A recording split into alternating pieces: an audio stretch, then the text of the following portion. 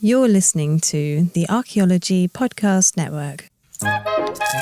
You're listening to Tea Break Time Travel, where every month we look at a different archaeological object and take you on a journey into their past. Hello and welcome to episode 17 of Tea Break Time Travel. I am your host, Matilda, and today I'm savouring a Rooibos caramel tea because, you know, the nights are getting longer, the mornings are getting cooler, so I'm trying to embrace the autumn spirit with some nice caramel. And joining me on my tea break today is Andrew Meirion Jones. I hope that I've pronounced that correctly. I realised I forgot to ask for a pronunciation check before we started. Who is Professor of Archaeology. Right, yeah. It was good? Yeah. Who is Professor of Archaeology at the University of Stockholm. Thank you for joining me today, Andrew. Are you also on tea this morning? Yes. So as a British person, my kind of blood is entirely made of tea. I start the day with a English breakfast, but I've now switched to chamomile. Especially because do I detect a slight northern twang to your accent? Yeah. Liverpool. Yeah. So indeed, the home of tea in the north of England, exactly. One could argue.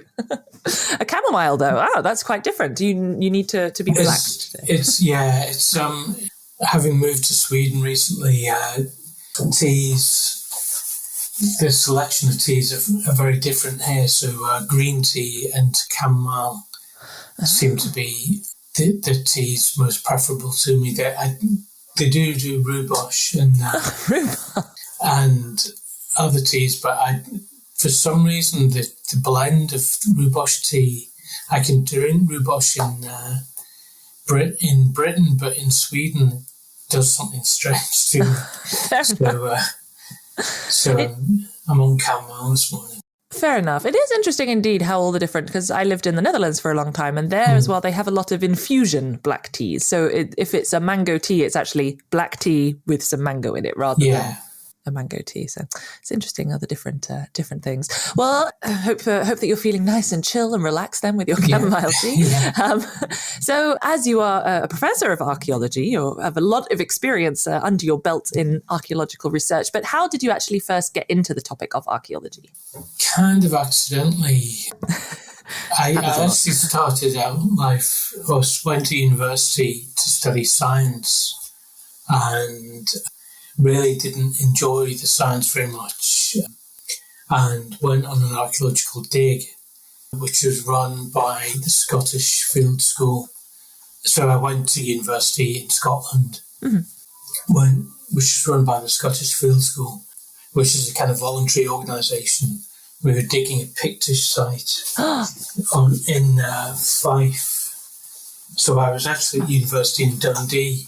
Oh, okay. And we just crossed the bridge over to Fife. Mm-hmm. And since then, around that time, I decided actually I really didn't enjoy studying biochemistry. Fair enough. So I managed to switch into studying archaeology at Glasgow University.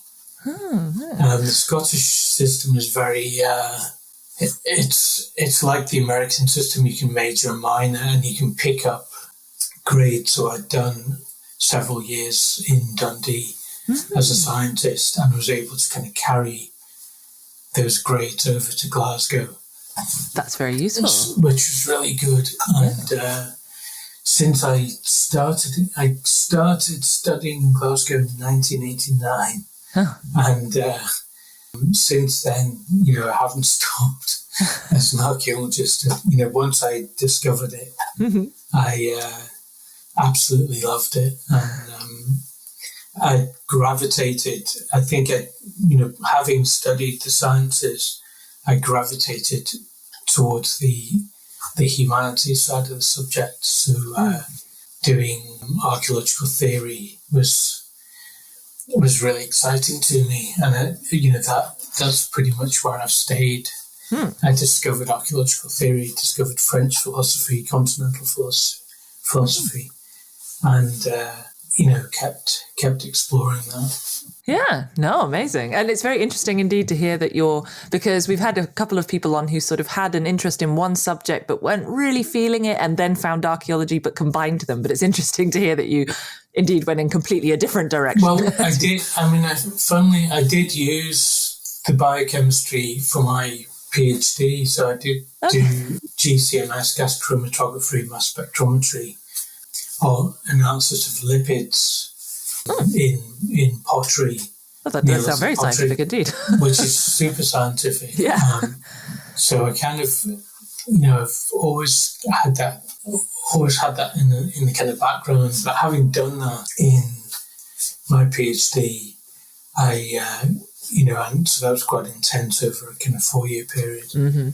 I decided, actually, I'm going to shift towards studying the archaeology of art instead. Yeah, so that's interesting. And I mean, I guess we'll come back to that a bit later, but was there anything in particular that drew you to the archaeology of art specifically, rather than, I mean, because there's such a broad range of theories and that kind of topic? I guess I'd always, again, through the theory, I'd always had an interest in art. And while I was at Glasgow, I was living with artists the whole time. So all my flatmates were attending Glasgow School of Art. Okay. So I spent lots of time talking high-blown French theory with a bunch of artists. Okay. And since then, I've always had an interest in contemporary art and just kept that going and sort of veered from the stuff I was studying for the PhD was grooved-ware from the site of Barnhouse up in Orkney. Mm-hmm. And grooved-ware, as you may know, is decorated with curvilinear designs, which we also find in Irish passage tombs. Mm-hmm. And I actually ended up getting more interested in the designs on the pottery than on the lipids, the contents of the pots. Yeah. Oh no, that's fair enough. That's fair enough. Well, I think we'll go into that a bit more later. But for now, as this is indeed a time travel tea break, if you could travel back in time, where exactly would you go and why? Well, I think probably the archaeology of art would be my main guide, my main area of interest. So, I mean, somewhere like Nazca would be pretty cool, just to see how those Nazca lines were made and to completely finally dispel Eric von Däniken and the idea of spaceships landing in Peru. And Cheven de Huanta in Peru would also be pretty cool. I've written little bits about it in general kind of books. Mm-hmm. And that's kind of amazing. It's like something out of Indiana Jones. It's a jungle temple. Oh, wow. Okay. With all these amazing carved designs on the exterior. Mm-hmm. And they're probably taking extremely potent psychedelics before, so the initiates are kind of entering the temple, and they're probably feeding them with these ridiculous ayahuasca type psychedelics. Okay. And you've got priests in the temple using the acoustics of the temple to create kind of ghostly sounds. I mean, this is all archaeological interpretation, but it'd be lovely to actually see what was happening during the creation of these. And it's got amazing carved reliefs of shamanic hybrid kind of human-animal figures. Mm-hmm. So, although you'd hope if you were there, you wouldn't be one of the, initiates. You'd have to definitely take a step back. That might be a bit of a harrowing experience from the sounds of it. Yeah. Okay. Well, no, that sounds incredible. It's definitely very different as well to any other suggestions that we've had so far on the podcast, going down to jungle temples in Peru. So looking forward to that journey. But for today, thank you very much for joining me on this tea break. And before we talk more about today's object, we're first going to journey back to around 3000 BC to the area that we now know as Aberdeenshire in northern Scotland. It's early morning. The first rays of sunshine are only just beginning to pierce through the thick mist that's managed to roll its way all the way up through the valleys from the distant ocean. The dawn bird song is muffled, doesn't quite cover the sound of rustling footsteps. Suddenly, some figures emerge from the mist, wrapped up in warm in an outer layer of furs, thick leather boots, the insulating hay lining sticking out slightly at the top as they tread their way heavily through the dew-laden grass. One of the figures stumbles slightly, lots of rabbits around here. Almost falling over, the bags that are slung across their back tip out their contents. The group stops and helps them to gather their fallen items, searching through the tall grass for all the objects before heading on. But there's something that they've forgotten. Hidden amongst the ferns just off the path is a ball, so dark in colour it's almost invisible in the shadows. As we look closer, we see that actually it's made from stone and has been carved into 4 knobs decorated with beautiful swirling patterns. And today we are looking at, for those of you who have been listening into this before, my absolute favourite object, the carved stone balls of Scotland. And we'll get into the details soon. But first, as always, I wanted to have a look at the most asked questions on the internet about this object, courtesy of Google search. Weirdly, there weren't actually that many sort of autofill questions in Google. I guess people don't know about these objects or aren't quite as interested maybe as I am. But the two sort of main ones that came up, first one was, of course, what are the carved stone balls? And I guess we'll get into the details in the next section, but perhaps sort of a basic description, Andrew, or sort of the kind of base facts of these balls. As you say, they are dark stone, and they're mainly kind of made of really tough stones like granites, really hard stones to carve. And they're carved sometimes with the same kind of curvilinear designs I was talking about earlier. And there's 2 sizes of balls. One's about 70 millimetres, one's just over 100 millimetres in size.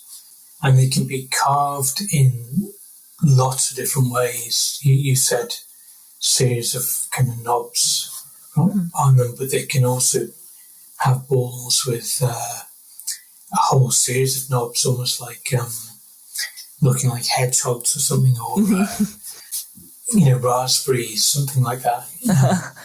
So there's a real variety of shapes of these things. Mm-hmm. But just to quickly clarify, though, so are they always decorated in some way, or do you also have just... No, they're not always decorated.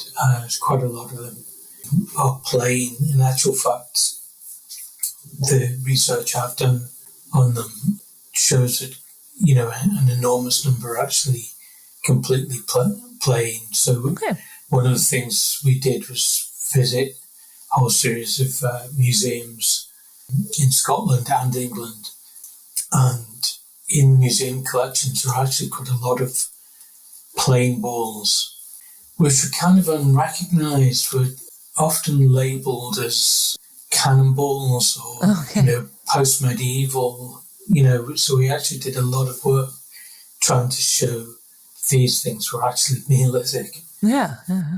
So the idea of someone dropping a ball out of their bag that's only kind of partially carved is exactly, I think, what was happening quite a lot of the time. Oh, excellent. Well, we did go back in time and see it happening, so it makes sense. And, they're called the Scottish carved stone balls. Are they only found in Scotland then? No, they're mainly found in Scotland, but they are also found in Ireland, Northern Ireland and the Republic, and there are also some examples in Northern England, as far south as Yorkshire, Bridlington, I think. There's even one in Scandinavia. Okay. There's one in Norway, which I've never seen. I'm kind of hoping to visit at some point. Now we know why you went to Stockholm. Yeah. Well, it's in Bergen. getting so close. It's a fair way. Yeah. True. True. It's a long country. But, and the carved stone balls, are they always found? So, in our one, they're sort of dropped out of a bag and are lying on the ground, sort of an alone find, I guess, a lone find. Are they found in usually particular site types, or is it varied? So they're really fiendishly difficult things to study because most of them are, stray finds, lone finds.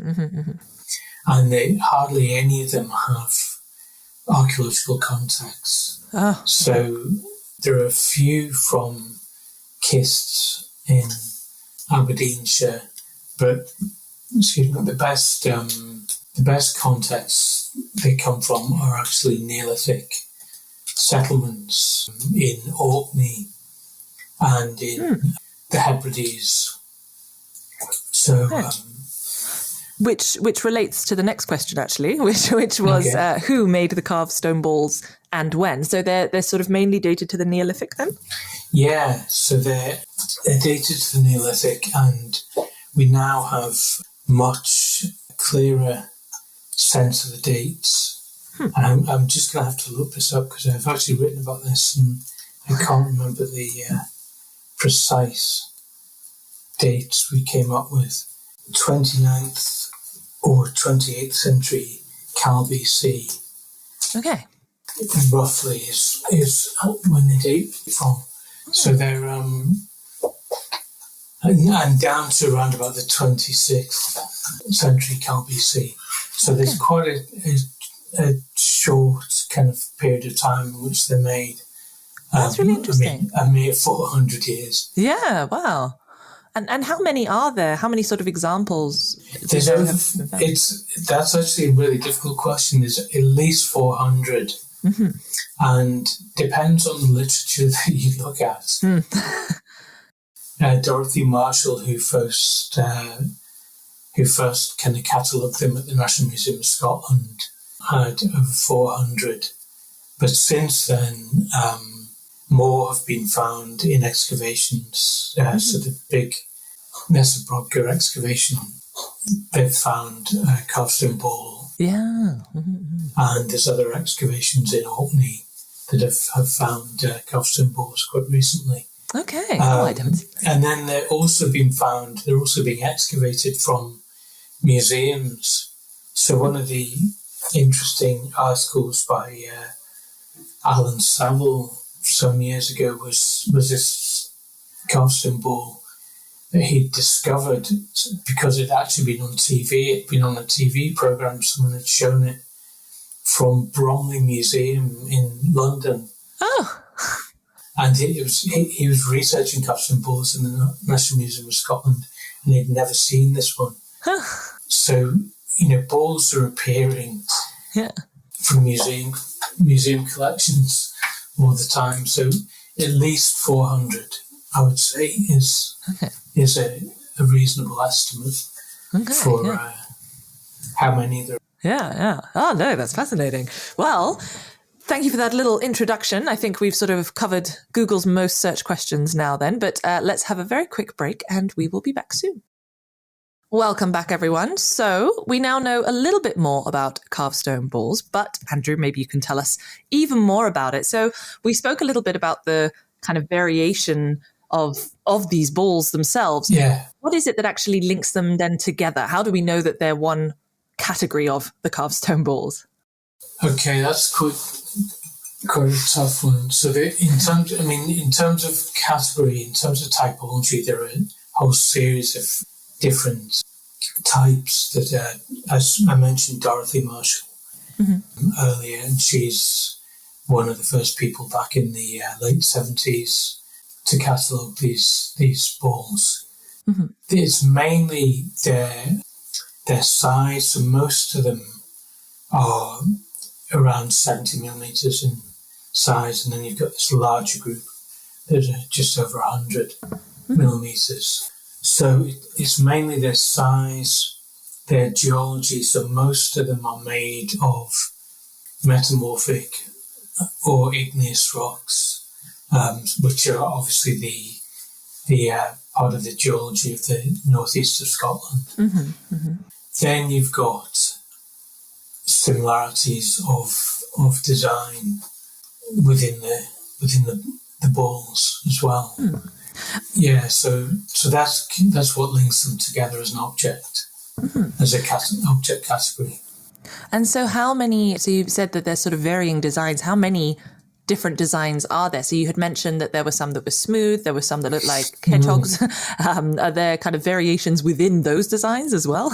Well, that's actually a really tough question. I mean, one of the things... That's what I'm here for. Yeah, that's one of the things my research has done is actually break down that concept of them having typologies. So one of the first things I did when I was studying these objects was working with artists. In fact, we talked about arts earlier. Working with artists at Winchester School of Art, we actually made carved stone balls. Oh, okay. And I looked at the papers on these objects and their categories, and I thought, hold on a minute, aren't we just looking at different stages in the making process? So I wanted to test that out, wanted to see if it kind of worked in my mind, but I wanted to see if it really worked in practice. So, I mean, this is going back 10 years ago now. I did a workshop with Ian Dawson, who was head of sculpture at Winchester School of Art. And we brought together archaeologists and sculpture students, and we made carved stone balls. But we cheated. We didn't make them out of stone. I was about to ask, did you use the hard igneous rock? We made them out of plaster. Okay. And so I presented to the students my hypothesis that these things were made in a series of sequential stages. So you start off kind of making it a completely spherical ball, a smooth ball, and then you divide up spaces on that ball, and then you start carving out between the spaces. And as you carve out between the spaces, the knobs which are found on these balls appear. So my hypothesis worked. They are the various types that Dorothy Marshall identifies are actually stages in a process of making. And one of the things that workshop did, which was really amazing, was to teach us how complex these things are. I mean, I'm not a sculptor, but I found actually making these things three-dimensionally to be really complex, trying to understand the three-dimensional kind of geometry of these things was really, really difficult. And in actual fact, the knobs with the balls with 4 knobs are some of the easiest to make. Oh, really? I would have thought it was the other way around, because they would need to be so perfectly positioned, but the ones with multiple, you could just kind of cheat a little bit. But no, that's not the case. Well, I guess if you looked carefully, I haven't looked at so many of the multi-knobbed ones, but I think if you look, I mean, they are a little bit haphazard. You're right. But as we were learning, we used the just 4 knobs, and that was actually, we found that to be relatively simple. Okay, to understand. So you mentioned that these are made out of plaster. Are you planning at any point to replicate the workshop using stone? No, I mean, basically the workshop was just to kind of understand the process. It was a bit of experimental archaeology to see if my hypothesis actually worked. Yeah. And since then, so I did a very large project on, not just on carved stone balls, but on decorated Neolithic objects from across Britain and Ireland. Was this the Making a Mark? This is Making a Mark, yeah. So we visited, I think, pretty much every museum in Britain and Ireland that had Neolithic objects in it. And we were doing digital imaging, so we're doing structure from motion photogrammetry and reflectance transformation imaging, RTI. So we were recording the balls to see if we could see any evidence of working on the surface. Okay, this relates to so I do microware analysis and use-wear analysis, and I really wanted to do a project on the carved stone balls from a microware perspective to see if I could do anything, but it was too complicated because it seemed that because of the way that they had been found and processed post findings, it was sort of unsure if a use-wear study would actually be possible because their context is so unknown, if that makes sense. So we didn't end up doing it. But that sounds, really interesting. And did you then find that there was evidence of kind of post-working then? Yeah, so basically, once I worked out that what you have, the kind of types that we find are actually just points in a process of making, I then understood that, the working of these objects was really important. We actually found evidence of, so they're working and they're kind of making up their mind about what the design is. So there's, in some cases, they're starting off with one design and then they erase it and then start a different design. There were quite a lot of balls that we looked at that were just completely unfinished. Yeah, okay. But, one of the multi-knobbed balls where they started pecking out spaces for individual knobs and then they just left it. And obviously, it was too much bother. One of the things we realised was actually those plain balls were really important because that was a kind of early stage in the process. They'd smoothed the ball into a sphere and then they just left it. And, that was a ball that had been discarded partway in the process. So it's during the Neolithic, so presumably they're using stone tools. So you mentioned pecking, but from my memory, for example, the Towie ball is so, the design is so carved beautifully. Would that have been using flint tools? Do you think that that's maybe late Neolithic, so we're starting to see metal? I don't think it is metal. This is one of the debates back in before we started, actually. So Stuart Needham had suggested that some of them may be Bronze Age. Okay. Because of the fineness of their working. And there are some from Bronze Age kissed in Aberdeenshire. So one of the things I wanted to firmly show was that they, as far as we could see, that most of them were Neolithic, and the best contexts we could find were Neolithic settlements.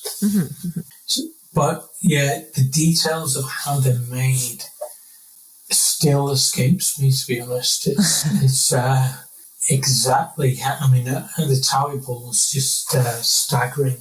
Yeah. And there's other amazing ones. There's the Alfred ball as well, which is also from Aberdeenshire, which is in the Kelvingrove Museum in Glasgow. Okay. And at kind of first sight, it looks like a tennis ball. It's not got the kind of knobs on its surface, not very heavily carved, but what they've done is carve in beautiful detail in between the knobs. So what's technically known as the interspaces between the knobs are beautifully carved. Oh, right. Yes. I think I saw a picture of that one. Yeah. Oh, so the Towie ball gets all the kind of publicity because it is amazing.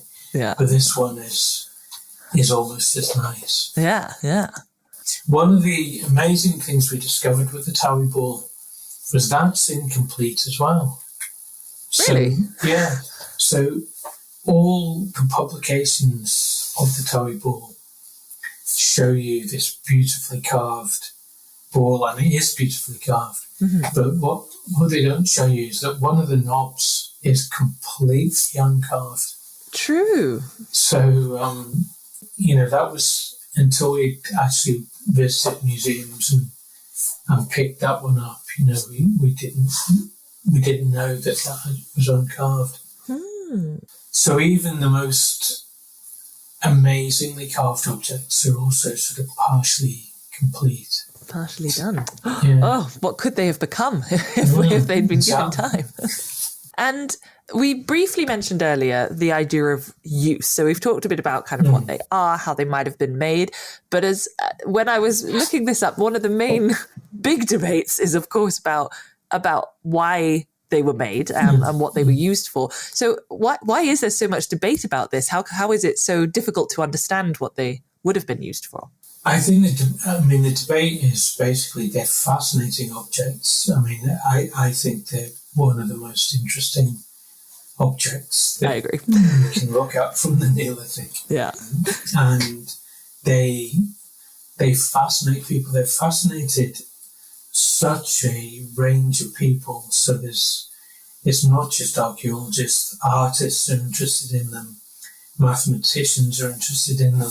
I think it's just striking because they're some of them so beautifully made and so intricately made, and then we just cannot work out what the hell they're used for. So what are some of the most popular theories then about? Well, it depends where you look. You Googled it and there wasn't much coming up, but there's some amazing stuff on the internet around them. So there's discussions of them as kind of alien eggs and all these kind of slightly crazy ideas. The pseudo input, and there's one theory that was popular 10, 15 years ago was from a experimental archaeologist in Exeter, and he argued that they were used for rolling megaliths, so like ball bearings. Oh, okay. Mm-hmm.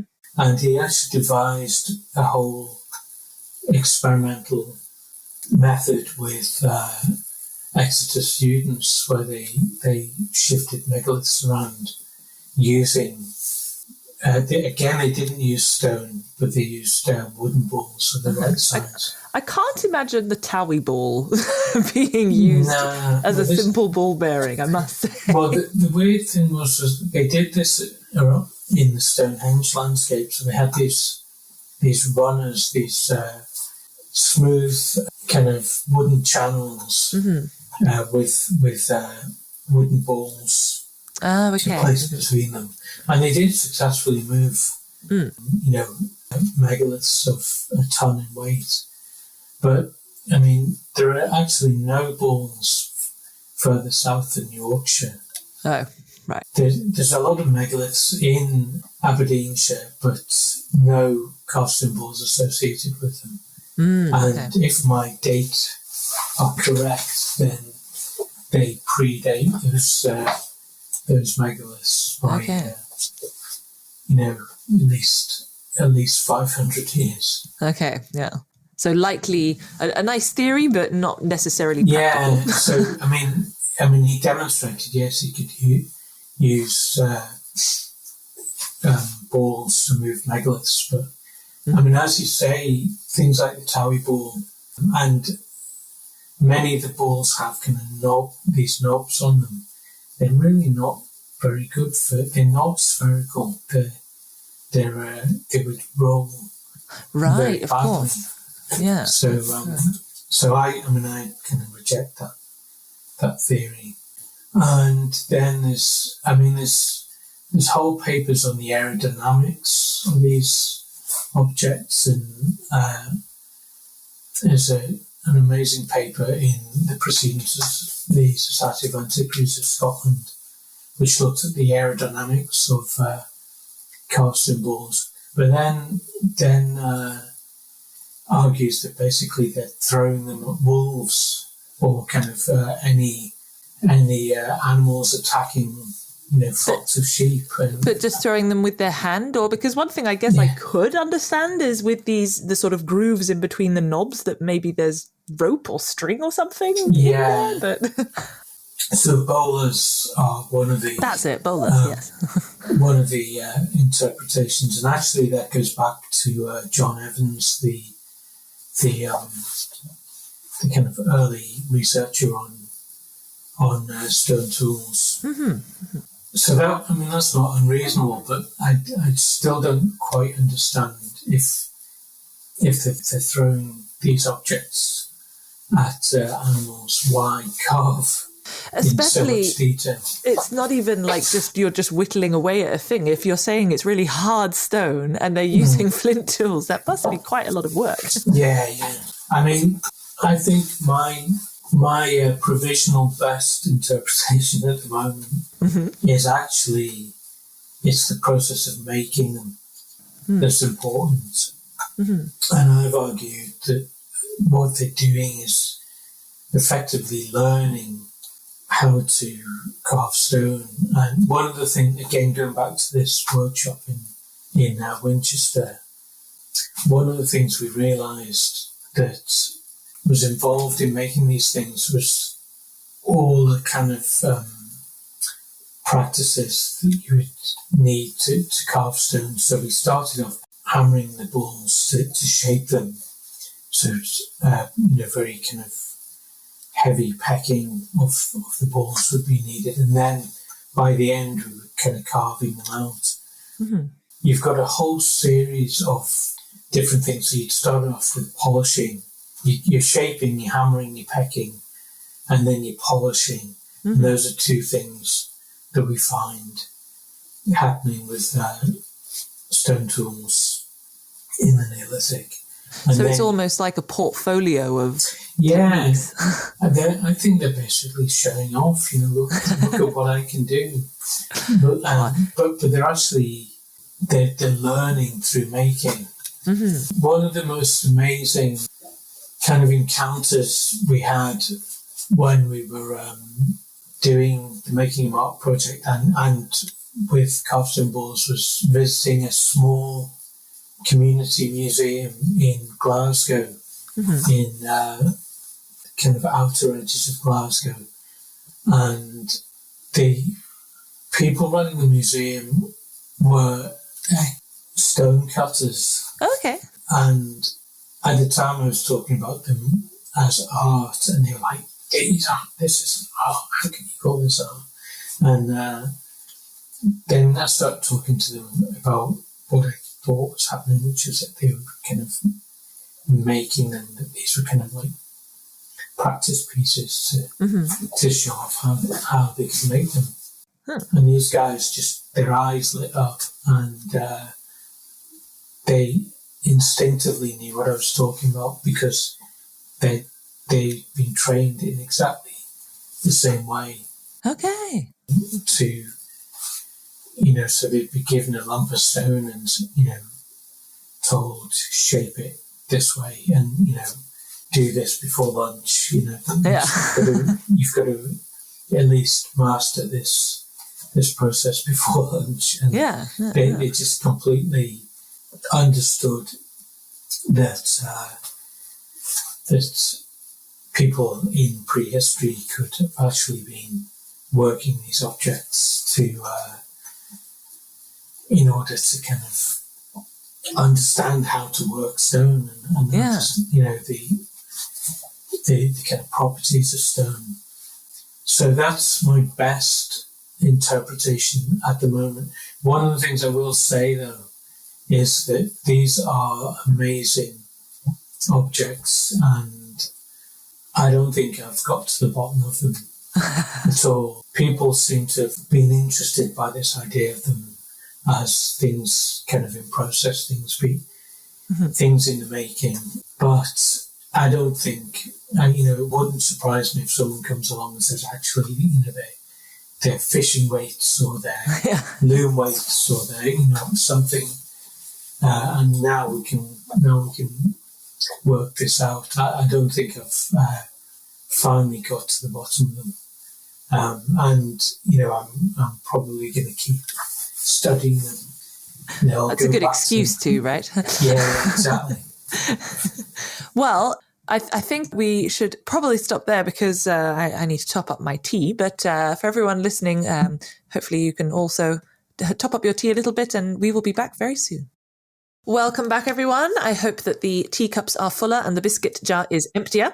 So thank you so much for telling us all about those amazing objects, Andrew. But we did talk a little bit already about kind of art and the concept of art in archaeology and in prehistory and how you first became interested in it. So how would you say that the kind of topic of art, and I'm using this with kind of inverted commas because I never know what terminology to use in this respect, in the field of archaeology, how do you think that topic has kind of developed over the years? Is it something that is quite commonly studied now? Was it always studied?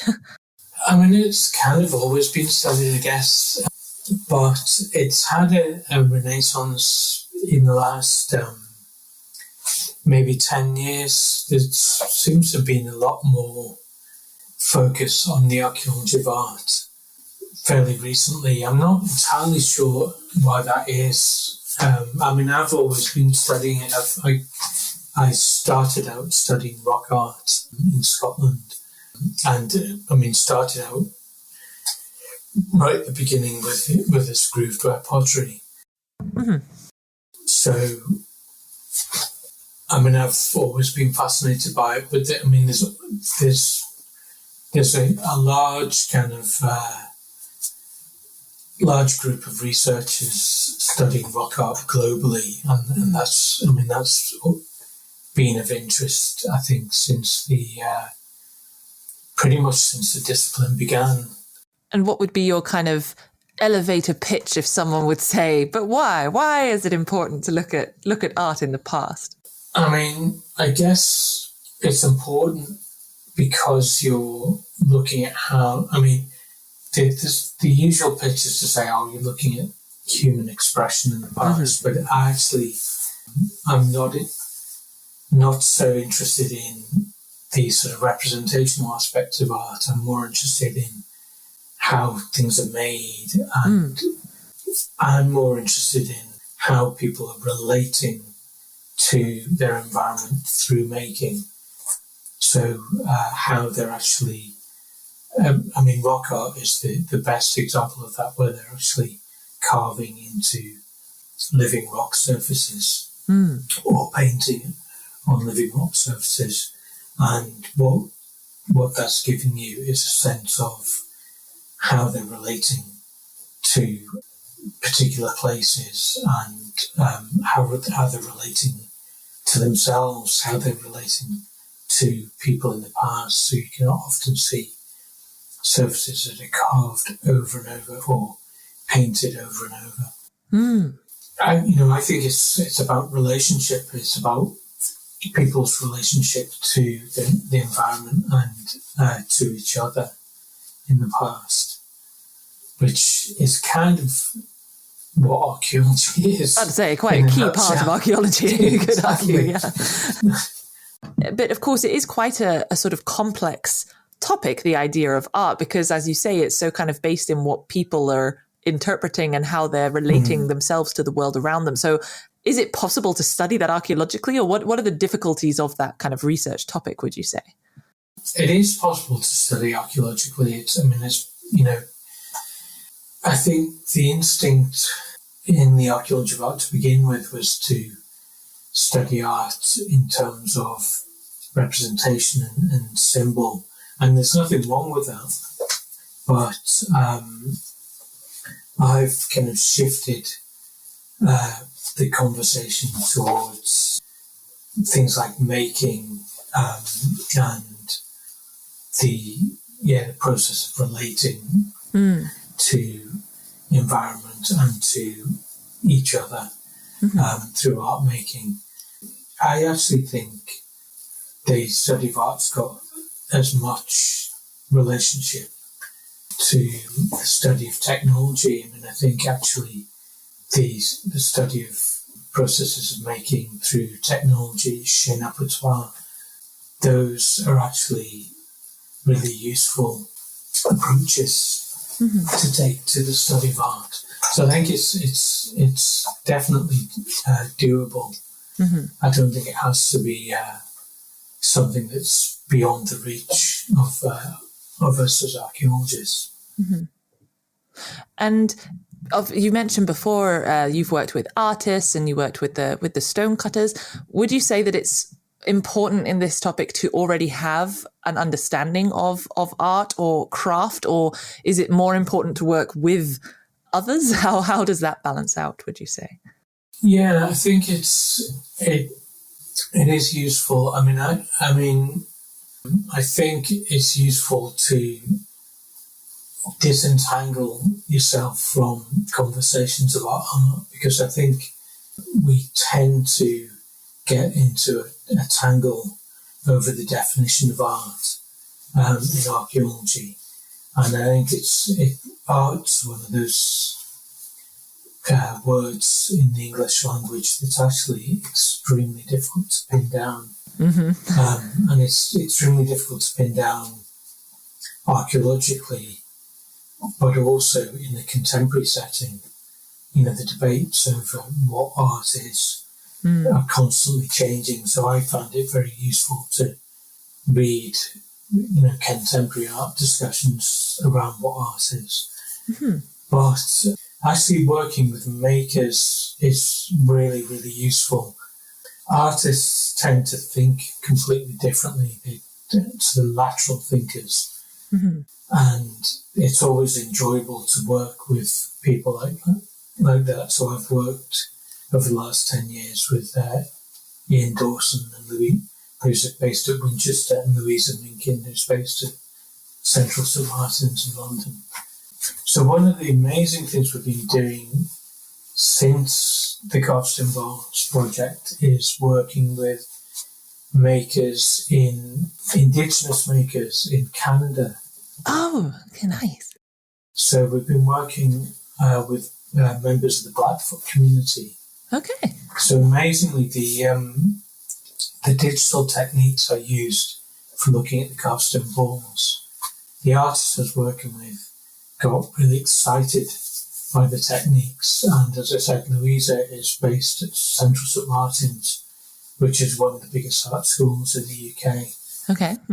And she taught those techniques to all sorts of people in the building. So they're now using these same techniques that we use in archaeology in the fashion school, and Central St Martin's fashion school is like, all the kind of the leading edge fashion is coming out of Central St Martin's.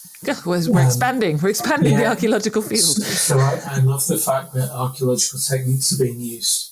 We were approached by a lady working in the gallery at the University of Lethbridge in Alberta, in Canada. And the University of Lethbridge is sited on what's known as Treaty 7 land. So it's a part of a Blackfoot reservation. And there are quite a lot of Blackfoot people working in the university. And we put on an exhibition at the end of the Making a Mark project. And this lady attended and immediately said these techniques could be used to record Blackfoot artifacts.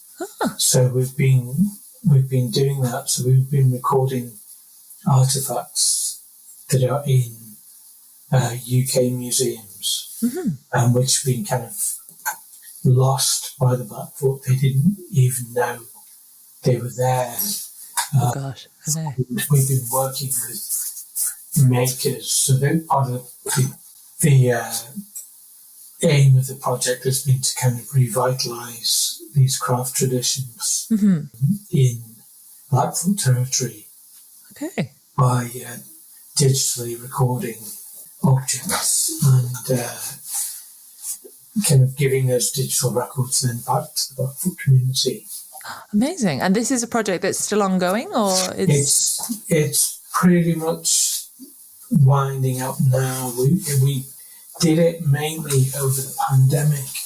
So over the course of the pandemic, I spent each week talking to people on the Blackfoot Reservation in Alberta. Okay. And we've now run out of money, unfortunately, so the project is kind of winding up. But the main aim was to create a website with selected objects. And the website is managed by Blackfoot community. Okay. So almost like a digital version of the objects and the technologies. Yeah. Oh. So it's kind of, I mean, digital repatriation, I guess, is one way of thinking about it, but it's not really repatriation. It's more about revitalising crafts that have been lost. Yeah. So I've learned a lot about porcupines and how to use porcupine quills.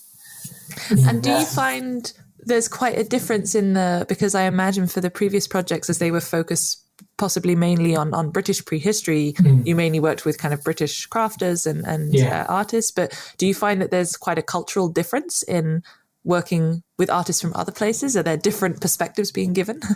I mean, there are different perspectives. The main thing with the Blackfoot is that unlike Western artists, for the Blackfoot, these objects are actually living.